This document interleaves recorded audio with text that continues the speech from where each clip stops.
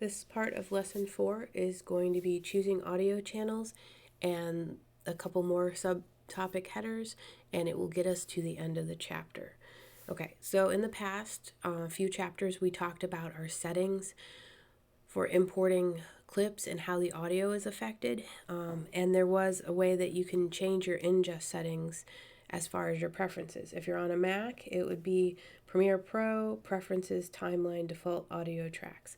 However, if you're on a PC like I am, you want to come up to Edit, come down all the way to Preferences, and then you're going to choose Timeline down here. Once the panel pops open, you'll see this section right here in the middle. It says Default Audio Tracks.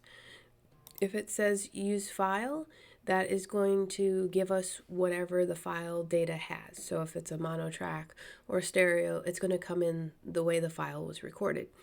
But here you can make your changes so when you bring files in, they are a specific way.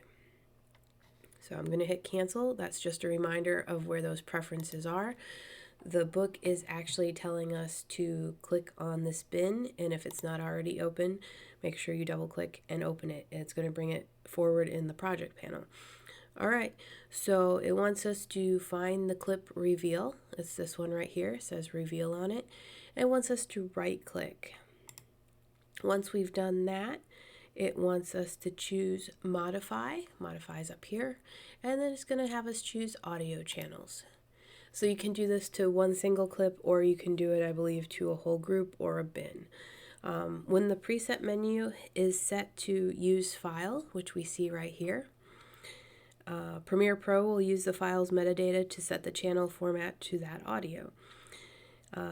In this case, the clip channel format is set to stereo. So you notice that right here, stereo. And the number of audio clips is 1. So that means when it's added to the sequence and it appears in your timeline, it's just going to have one audio track. The left and right audio channels you can see here with the clip. So left is running here and right is running on this side. They're just in the one clip, but however, it'll come out as stereo when you export it. Now it wants us to choose mono, and watch down below in the media source channel how it changes. So now you can see it's put everything together. The left and right source channels are now linked to 2 separate clips. All right, this means that when you add the clip to the sequence, each audio channel will go on a separate track as separate clips, allowing you to work on them independently. It says to click OK. All right. So that was how to change your settings as far as your audio tracks, and that will make a difference to how they appear here in our timeline. The next part, the book is talking about merging clips. I'm actually going to go back to my list view, and I'm going to go all the way back to my project panel. The book is basically wanting us to read through this part of the book, and it didn't actually give you guys any files to demonstrate it with. So I'm actually going to bring in 2 files that I have. One is a video file and the other one is an audio file. So you can see that this clip has video and audio, and this one's just audio. So when it's talking about merging clips together, it says it's common for professional videos to be recorded on the camera with audio included, and it's okay if the audio quality is low on them, because a good thing that you can use to sync your audio that's coming in from a mobile recorder that's separate from the camera. And you can sync it with timecode. You can also do it with a clapperboard mark. And you can also do it manually. And all those different options basically allow you to line it up. And when you merge clips together, so those 2 clips, once we go through this process, you'll see is going to be one new clip. All right, so I do need to look at both of these clips. I basically need to choose here, and I'm going to put a marker in, and we haven't really talked about markers in the past. But I want the clip to find where the clapboard is. So you can see we had somebody, this was from our summer movie, just scrubbing through. I want to catch it before he closes it. I'm using my arrow keys. So visually I just saw it, and your shortcut on your keyboard is M. You can see it put a mark there. If we view it from the audio version of this, you can see that's where the little sync sound was. So you can do it, you know, either way to put that marker in. But when you look at it in the waveform part of the audio, you can see a really loud spike where that clapboard actually closed. So we have our marker on this clip. We need to repeat the process for our second clip. So I can double click this one, and we just need to find it hit.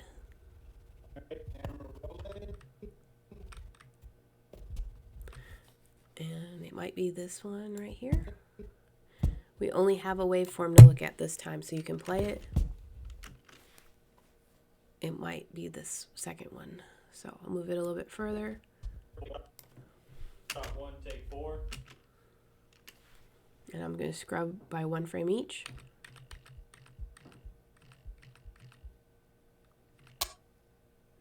Alright, I heard it, so I'm going to use M again on my keyboard, and I put a marker on that one as well. Alright, so now we've set those markers in both of these clips. We want to come back and highlight both clips here in the project panel, and then we can right click on either item, and we're going to choose merge clips. So we right click,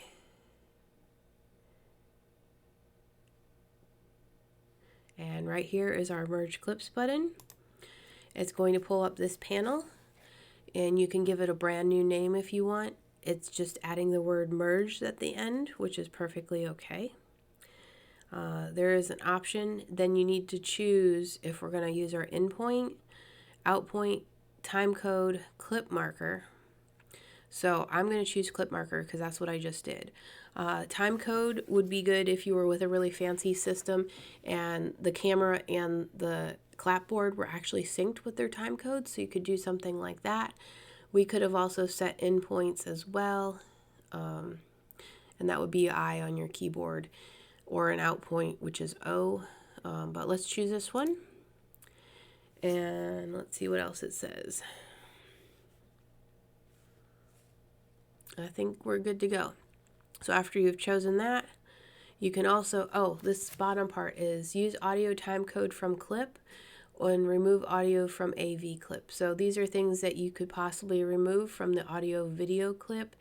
However, I don't think I want to do that at this time. I'm going to leave it because having that lower quality audio is perfectly fine. And if for some reason I accidentally goofed on my syncing, I could come back and make more adjustments or try to redo it from these two original clips. All right, we're going to say okay. Okay, it's now made a third clip. So when we bring this in, and it's fine if we say change sequence because these were video files separate from the book lesson. But notice it has brought them in already lined up. I also sync manually in my timeline, but this here was pretty efficient. So as we're playing it, you shouldn't hear any reverb from them saying the scene number. 3, shot 1, take 4. And visually, I think it looks good. Audio-wise, I listened to it, it also sounds good. So this is one of the ways to sync audio. And like I said, you can do it manually, and you can also do it by time code. The manual would have been brought in these here. I would have zoomed this all the way in, and I would have probably visually lined these up to sync it. And I kind of did that up here, but it's just depending on where you want to work to sync audio clips. Okay, one more thing that the book is covering is interpreting video footage. All right, so it's now asking us to use our media browser, and you guys can do this because you'll have these files. The ones I just put in here, you did not have. That was just for demonstration purposes for merging clips. Okay, so media browser panel, we are gonna go here, media browser, and then it says look in our assets. So I'm gonna find Premiere Pro, lessons, assets, video and audio files, and then the red folder is what we're looking for. They should be in alphabetical order, and here is red. Okay, it says double click the clip to open it in the source monitor.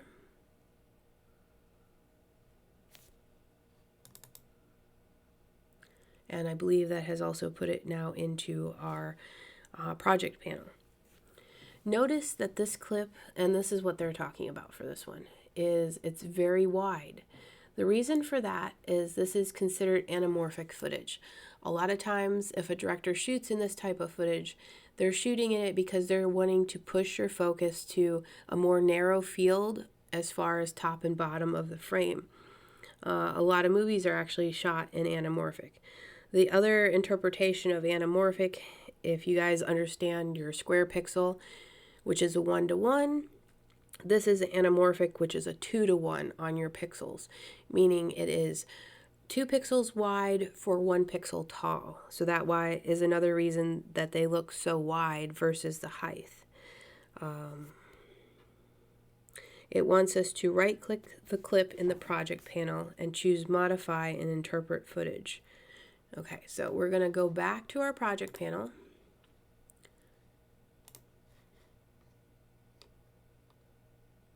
And I got to find the clip. Let's see.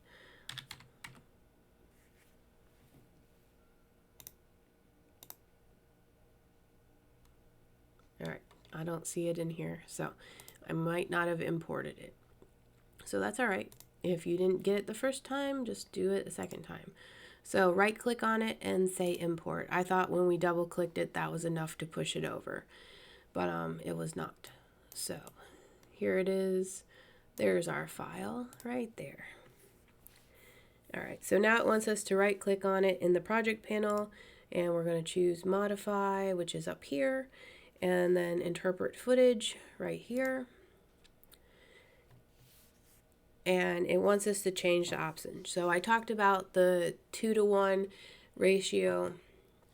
Right here you can see use pixel aspect ratio. We want to try a different one. So we're going to select conform to right here, and it wants us to change it to 1.0. So that's the 1:1. And then it says, okay, so watch what happens to our clip. All right, so there it is. This is the one that we've brought into our project bin, and I made the adjustments too. Notice 1:1 is a straight square. So there is what it looks like. And it's actually not quite completely square. This would probably be considered your SD footage, so it would be more of your 4:3 aspect ratio, but it looks really close to the square. All right, the book now is telling us to try another aspect ratio. So we're going to repeat this process. Right click, go to modify, interpret footage. And now it's going to say